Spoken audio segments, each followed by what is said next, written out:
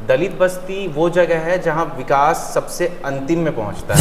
सबसे बड़ा बात वही है, विपक्ष पे एक आरोप लगता है कि तेजस्वी यादव जो आपके नेता हैं, अभी नेता विपक्षी दल भी हैं सदन में, उन पे आरोप लगता है कि वो चुनाव के बाद गायब हो जाते हैं। उनके मामा का एक बयान आया है कि तेजस्वी यादव अगर हर दिन 100 व्यक्ति से 100 नए लोगों से मिलें तो अगली बार मुख्यमंत्री बन जाएंगे। उसके बाद लगभग 3 दिन पहले माननीय केंद्रीय मंत्री जीतन राम मांझी ने फेसबुक पे एक पोस्ट किया कि जो हुआ अच्छा हुआ, वेल डन भोजपुर पुलिस, हथियार लहराओगे तो तुम्हें माफ़ नहीं किया जाएगा। भोजपुर के जो पहले थाना अध्यक्ष जी थे उनको हटा भी दे गया, नए आए भी। कोई भी अगर क्रिमिनल सरेंडर करता है या आप उन्हें पकड़ते हैं तो आप उनको एक मौका दे सुधरने का।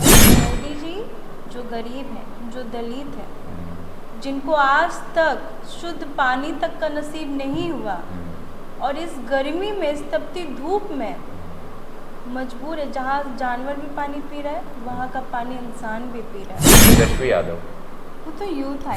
नीतीश कुमार, सम्राट चौधरी, बुलडोजर बाबा, जीतन राम मांझी, टूरा, अच्छा, चिराग पासवान,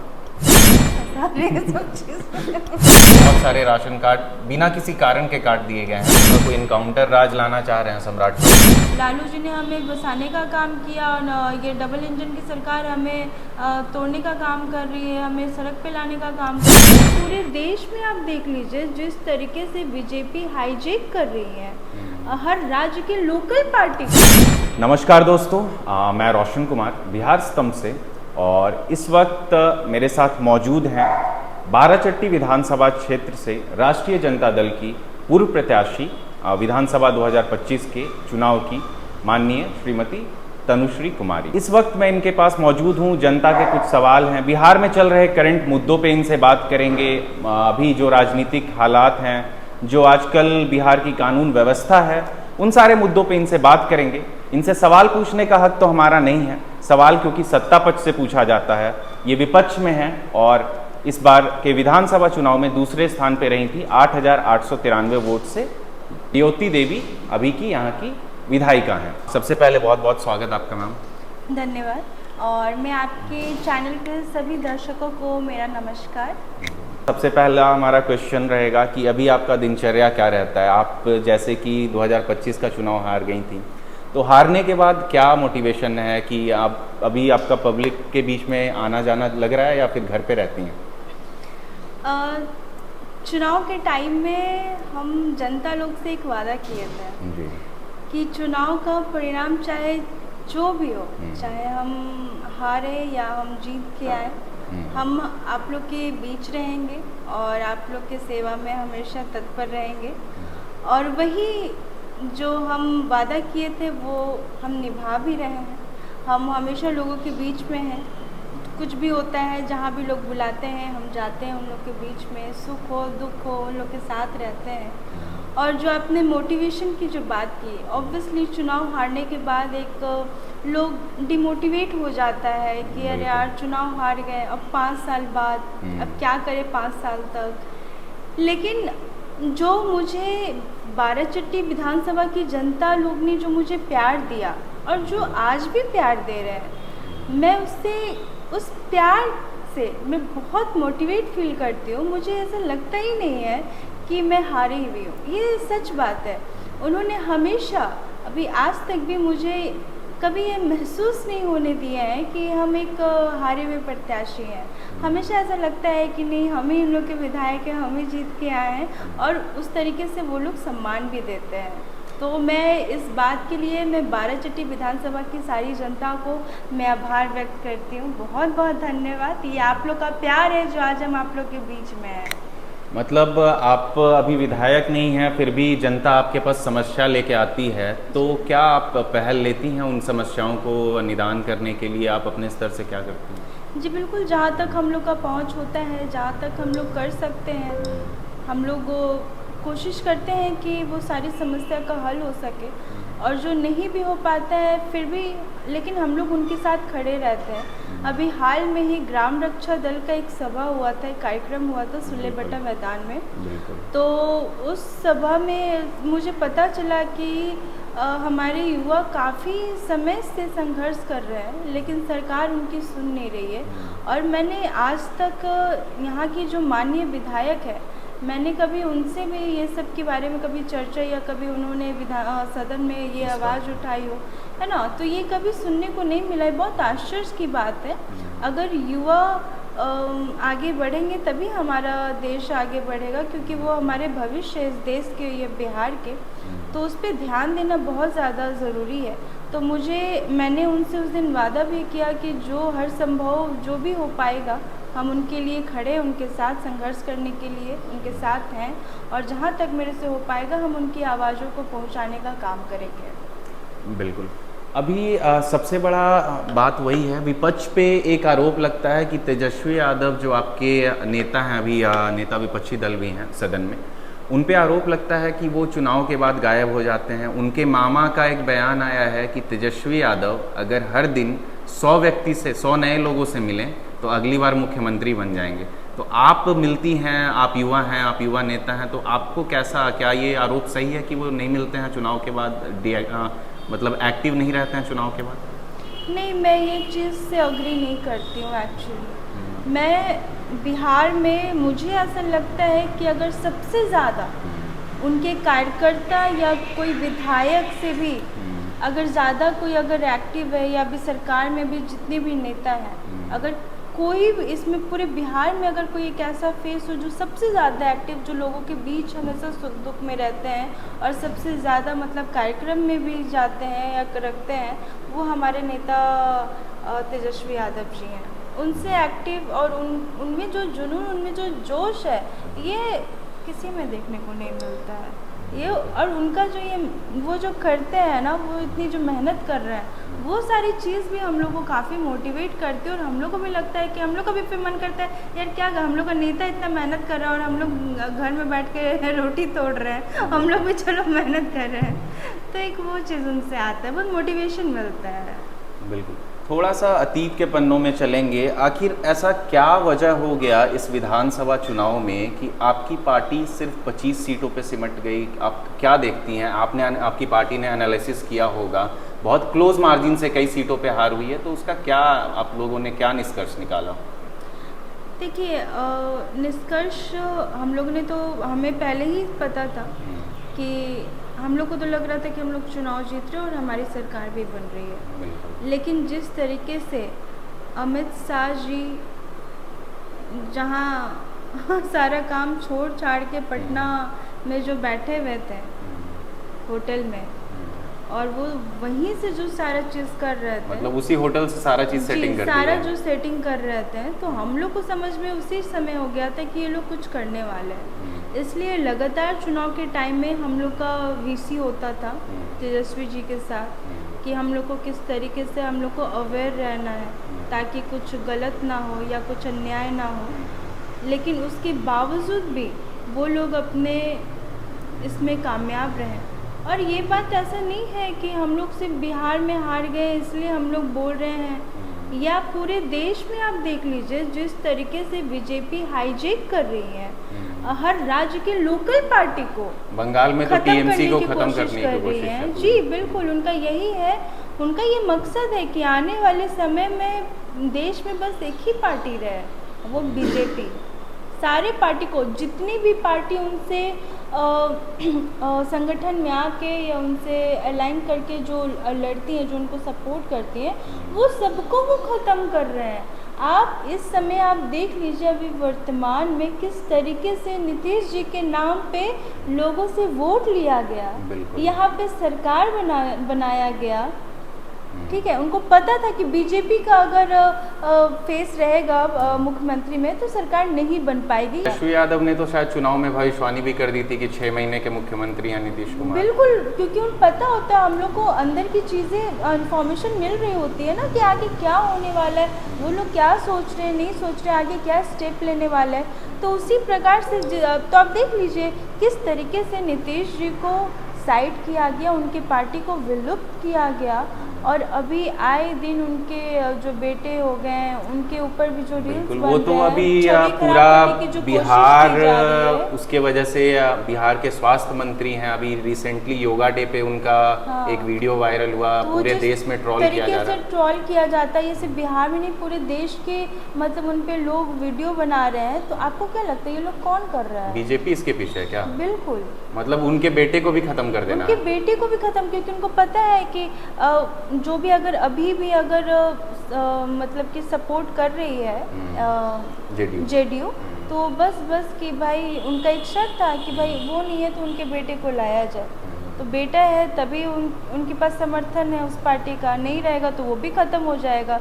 तो ये बहुत इन लोग गंदी राजनीति ये कर रहे हैं, पूरे देश भर में कर रहे हैं। आप बंगाल में भी देख लीजिए क्या कि अभी कितना 4000 ईवीएम को जला दिया गया, लेकिन मीडिया इसके बारे में कुछ नहीं बोलेगी।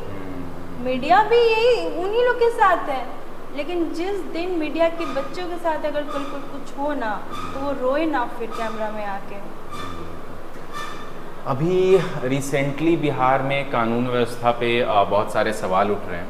अभी भरत तिवारी प्रकरण आपको पता होगा, भोजपुर में वहाँ पे इनकाउंटर कर दिया गया। पहले एक वीडियो वायरल हुआ था जिसमें भरत तिवारी को हथियार लहराते दिखाया गया था और पिस्टल के साथ वो पुलिस को भगा रहे थे वहाँ से। अब जब इस इनकाउंटर के बाद बहुत आवाज़ उठ रही है, आंदोलन की आवाज़ उठ रही है, उसके बाद लगभग 3 दिन पहले माननीय केंद्रीय मंत्री जीतन राम मांझी ने फेसबुक पे एक पोस्ट किया कि जो हुआ अच्छा हुआ, वेल डन भोजपुर पुलिस, हथियार लहराओगे तो तुम्हें माफ़ नहीं किया जाएगा। सो मतलब शाबाशी दे रहे हैं भोजपुर पुलिस को। पूरा बिहार विरोध कर रहा है लेकिन जीतन राम मांझी जी सपोर्ट कर रहे हैं। इस पर आप कैसा देखती हैं, क्या देखती हैं? देखिए, माननीय मंत्री जी जीतन राम मांझी जी वो हमारे गार्जियन स्वरूप है। वो मेरी नानी के साथ उनका रहा है काम, साथ रहे हैं, काम किए हैं, एक बहुत अच्छा रिलेशन भी था उस समय में। अभी अलग अलग पार्टी में होने की वजह से वो हम लोग का संपर्क टूट गया है, लेकिन हम एक चीज़ कहना चाहेंगे कि वो इस तरीके का बयान देके वो लाइमलाइट में रहना चाहते हैं। आए दिन उनका कुछ ना कुछ बयान आते रहता है, कुछ ना कुछ हर चीज़ पे वो उनका उल्टा ही कुछ बयान रहता है, जिससे सारा ध्यान उन्हीं पे आकर्षित हो जाता है जाके। ठीक है, तो उनको लाइमलाइट चाहिए, वो लाइमलाइट उनकी पार्टी को मिल रहा है, उनको मिल रहा है, उन लोग का चल रहा है, बहुत बढ़िया चल रहा है। यही हम ये कहना चाहिए कि यही जब बाराचट्टी में जब उनकी समधिन के साथ माननीय विधायक जी ज्योति मांझी जी के साथ हुआ तो कैसे फनफना गए थे पूरा। उन्होंने तो कहा था कि एसपी को ऑर्डर दे दिया कि 7 दिन के अंदर कार्रवाई करो, नहीं तो हम वो भी गया। बिल्कुल हमारे लाइन हाजिर कर दिया गया। मोहनपुर के जो पहले थाना अध्यक्ष जी थे उनको हटा भी दे गया, नए आए भी। लेकिन देखिए, अपने परिवार पे आया तो फिर वही ठीक है, लेकिन वही अगर दूसरे पे होता है तो वेल डन, बहुत अच्छा है। आप इस प्रकरण को कैसे देखती हैं? ये आप कानून व्यवस्था को इनकाउंटर राज लाना चाह रहे हैं सम्राट चौधरी, किस तरीके से देखना चाहती हैं? नहीं, मुझे ऐसा लगता है कि हर किसी को एक मौका मिलना चाहिए, है ना, और ये है भी बिल्कुल है भी। अगर ये तो संविधान कहता है ना, हमारा संविधान कि कोई भी अगर क्रिमिनल सरेंडर करता है या आप उन्हें पकड़ते हैं तो आप उनको एक मौका दे सुधरने का। तो उसके बाद भी अगर वो नहीं सुधरते तो फिर उसका कोर्ट जो भी फैसला, वो तो न्यायालय के बीच में रहेगा, जो भी है। किसी के भी हाथ में नहीं है कि वो किसी का जान ले, वो चाहे फिर प्रशासन ही क्यों ना हो, है ना। तो इस चीज़ को हम सही नहीं मानते हैं। इससे पहले भी कई इनकाउंटर हुए। यूपी में योगी राज को कहा जाता है इनकाउंटर स्पेशलिस्ट सीएम हैं, उन्होंने खुली छूट दे रखी है, तो कहीं सम्राट चौधरी वही तो नहीं बनना चाह रहे हैं? हाँ, ये लोग एक दूसरे को कॉपी करके और पूरे राज्य में एक जैसा ही बनाना चाहते हैं। इन लोग का जो भी चल रहा है ना कि पूरे राज्य में एक ही पार्टी और एक ही मतलब हर जगह हर राज्य में एक ही जैसा कानून और एक ही जैसा, तब जाके पूरा देश में होगा ना एक बराबर। तो वो वही कर रहे हैं जो योगी जी की है, अब वो ये, लेकिन हम लोग ये होने नहीं देंगे। हम लोग अभी भी मजबूती से खड़े हैं। ऐसा नहीं कि 25 सीट ला के हम लोग हार मान गए हैं, हम लोग को पता है। और बिहार, देखिए बिहार में जब सरकार आती है, ठीक है, चुनाव के बाद, तो जिसको भी जनता ने प्यार दिया होता है, वोट दिया होता है, दिल से सपोर्ट किया होता है, तो एक जश्न, जीतने पे एक जश्न का माहौल होता है। लेकिन आप मुझे बता दें कि क्या बिहार में जब जीते तो क्या जश्न का माहौल था? हर जगह तो माताएं बहनें रो रही थी कि हमारा घर उजाड़ा जा रहा है, हमारा घर उजाड़ा जा रहा है। लालू जी ने हमें बसाने का काम किया और ये डबल इंजन की सरकार हमें तोड़ने का काम कर रही है, हमें सड़क पे लाने का काम कर रही है। तो ये तो सब तो मातम छाया हुआ था। तो जब ये शुरुआत ही ऐसा हुआ है तो आप सोच लीजिए 5 साल में और क्या क्या दुर्दशा देखने को मिलेगा। अभी हम लोग जब आ रहे थे, अभी हम लोग बिहार स्तंभ एक पंचायत चुनाव यात्रा निकाली हुई है, तो हम पंचायतों में विज़िट कर रहे हैं। वहाँ की पिछले 5 साल का वहाँ का जो, या 5 साल या पहले का भी जो ग्रामीण स्तर पे, खासकर हम सबसे पहले जाते हैं दलित बस्ती में। दलित बस्ती वो जगह है जहाँ विकास सबसे अंतिम में पहुँचता है, जब सबके पास पहुँच जाता है, जो आखिरी बचा खुचा होता है वहाँ पहुँचता है। तो वहाँ पे बहुत सारी समस्याएँ हैं। तो इसको लेकर आपकी पार्टी कुछ जैसे बूथ पंचायत स्तर पे कुछ प्लानिंग है कि हम करें पंचायत चुनाव में, या फिर मतलब दलितों के लिए आपकी पार्टी क्या कर रही है, कुछ आपका रोड मैप है? देखिए अभी तो हम लोग सब कुछ प्लान ही कर रहे हैं और हम लोग कोशिश करेंगे कि मौका नहीं मिला एग्जीक्यूशन का, अभी तक सरकार में आ ही नहीं है ना। जी जी, वही बात है कि सरकार में आने के बाद ही हम लोग कुछ कर पाते हैं। लेकिन अभी जैसे कि हम बता दें, जो पंचायत चुनाव में हम लोग का ऐसा रहा है कि बाराचट्टी विधानसभा में जितने भी लोग हैं, जितने भी जनप्रतिनिधि हैं और जितने भी मुखिया प्रत्याशी हैं, ठीक है, वो सारे हम लोग के अपने हैं। हम बाराचट्टी विधानसभा को हम ये नहीं देखते कि वो मेरा आदमी नहीं है या वो मेरा आदमी नहीं है। और ये कारण है कि हम लोग बाराचट्टी में कि हम लोग पंचायत चुनाव में हम लोग इंटरफेयर नहीं करते हैं, क्योंकि जो जीता वो भी हमारा है और जो हारा वो भी हमारा है। हम लोग नहीं आपस में तोड़ना चाहते हैं, एक अलग गुट नहीं बनाना चाहते। तो ये कारण है कि हम लोग इंटरफेयर नहीं करते। लेकिन हम जनता से यही अपील करेंगे, हम अपने माध्यम से, कि आप सोच समझ के आप जिसको भी जिता रहे हैं, खासकर दलित समुदाय से जितने भी आते हैं, मेरे माताएं बहनें बुजुर्ग हैं, मैं सबसे युवा साथियों से भी मैं यही कहना चाहूँगी कि बहुत सोच समझ के आप इस बार आप वोट करिए और उसी को जिताइए जो आपके मतलब आपके लिए काम करे, पंचायत का भला करे, पंचायत का विकास करे और ठगे नहीं। आखिर जनता को चाहिए कि आप 3 चीज़ बेसिक नीड तो दे सकते हो ना, रोटी कपड़ा मकान। रोटी तो चलिए आपको राशन मिल रहा है, आपको 5 केजी फ्री राशन सरकार, केंद्र सरकार की तरफ से मिल रहा है। राशन कार्ड भी तो काट दिया। हाँ, राशन कार्ड की शिकायतें आ रही हैं कि बहुत सारे राशन कार्ड बिना किसी कारण के काट दिए गए हैं। अभी शायद नया पोर्टल चालू हुआ है, तो हमने रिसेंटली यहाँ से जो मार्केटिंग ऑफिसर थी उनसे बात किया था, तो उन्होंने कहा था 1 जुलाई से फिर से राशन कार्ड बनना चालू हो जाएगा, वेबसाइट लॉन्च हो चुका है। हो जाएगा तो अच्छी बात है। तो और बाकी नेसेसिटी होती है कि उनको पीने का पानी, सबसे ज़्यादा शिकायतें जो आ रही हैं वो नल जल का आ रहा है। पीने का पानी से मुझे याद आया कि कुछ समय पहले प्रधानमंत्री जी का मीटिंग हुआ था मंत्रियों के साथ उनके क्या, तो उन लोग प्रधानमंत्री जी ने मतलब सभी को सजेस्ट किया कि पानी अच्छे से पीजिए।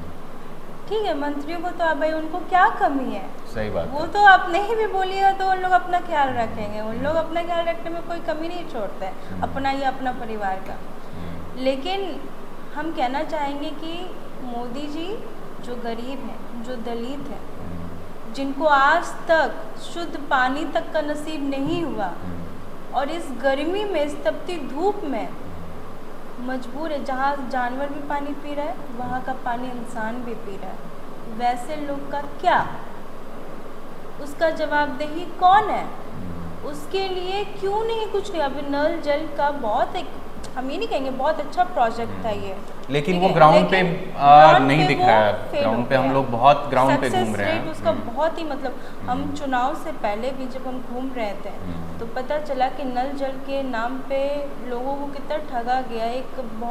एक आशा देख के उन लोगों को ऐसे निराश किया गया कि वो लोग मजबूर है, शुद्ध वहाँ से तो पानी नहीं आता, बहुत जगह तो टूटा हुआ है, बंद पड़ा है, मतलब कई जगह तो ये केसेस भी सुने हैं कि उसके मेंटेनेंस के लिए भी उनसे गांव वालों से पैसा लिया जाता है, जबकि ये तो सारा चीज़ सरकारी योजना का चीज़ है, वो तो मेंटेनेंस उसका विभाग करेगा।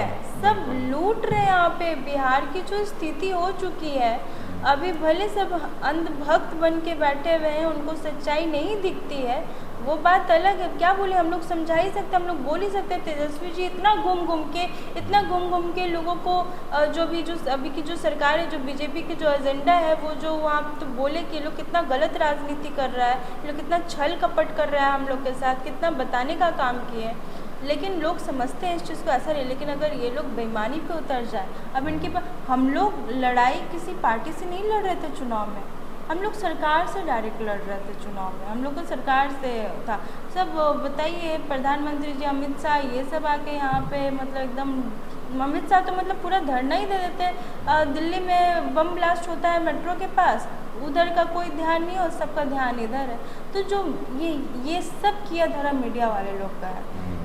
ये जो एक कहा जाता है कि चौथा स्तंभ है, लेकिन वो क्या कर रहा है पता नहीं चल रहा, वो बस गुलामी कर रहा है। तो गुलामी जो वो आज कर रहे हैं, कल उनको समझ में आएगा, उनको नहीं आएगा तो उनकी आने वाली पीढ़ियों को समझ में आएगा ये चीज़। सही बात है। इस पे एक लाइन है कि लगेगी आग तो आएंगे हर घर जद में, यहाँ सिर्फ हमारा मकान थोड़ी है बिल्कुल। तो ये बात ध्यान रखना चाहिए। आप स्तंभ हैं, संविधान का चौथा स्तंभ आपको कहा जाता है, आप पत्रकारिता कर रहे हैं, आप सच्चाई दिखाइए ना, आप पब्लिक के लिए, पब्लिक वेलफेयर के लिए कीजिए ना, आप सवाल पूछिए। हमारा यही रिक्वेस्ट है। हम तो बहुत छोटे से चैनल हैं, लेकिन आप बड़े चैनलों से हमारा यही रिक्वेस्ट है कि जनता के लिए और पब्लिक के लिए सवाल पूछिए।